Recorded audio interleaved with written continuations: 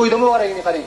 O'sha to'yda eshigini tagida qulluq qilib to'ylar muborak degan odamni xotini talab bo'ladi. Hazrat Ali yuqori aytganlar, gunohni muborakbod qilgan odamni xotini talab bo'ladi deyapti. Hazil emas. Tashqarida turgan mo'ysabit to'yga aralashmaydi u. Begona odam qilyapti. U aroq ham ichmaydi.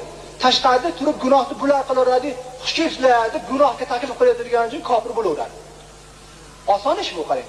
Er-xotinni turmushini davom ettirishga mutlaqo imkon qolmaydigan holatlar ham bo'ladi. Bulardan bitta ikkitasini misol keltiramiz. Birinchi o'rinda Alloh ko'rsatmasin, musulmon er murtad bo'ladigan bo'lsa, kufr bo'ladigan so'z amallarni qiladigan bo'lsa, demak buni ta'siri nikohga o'tadi. Erlar shu kufr bo'ladigan so'zni qasddan gapirishyapti. Ogohlantirgandan keyin ham o'ziga qaytmayapti, tavba qilmayapti yoki kufr bo'ladigan amalni qilyapti. Ogohlantirishdan keyin ham, tanbihdan keyin, nasihatdan keyin ham tavba qilmayapti, bu narsadan qaytmayapti. Nima bo'ladi? Demak, uni ayoli bilan orasidagi nikoh botil bo'ladi. Chunki Qur'oni Karimda aytiladiki, la hunna hillun lahum va la hum yahilluna lahun. Ya'ni mu'mina ayollar ularga halol bo'lmaydilar. U kufrdagi erkaklar ham mu'mina ayollarga halol bo'lmaydilar. Bu Mumtahana surasida nozil bo'lgan. Payg'ambarimiz sollallohu alayhi vasallamni huzurlariga hijrat qilib kelgan mu'mina ayollarning hukmi deya buni bayon qilingan.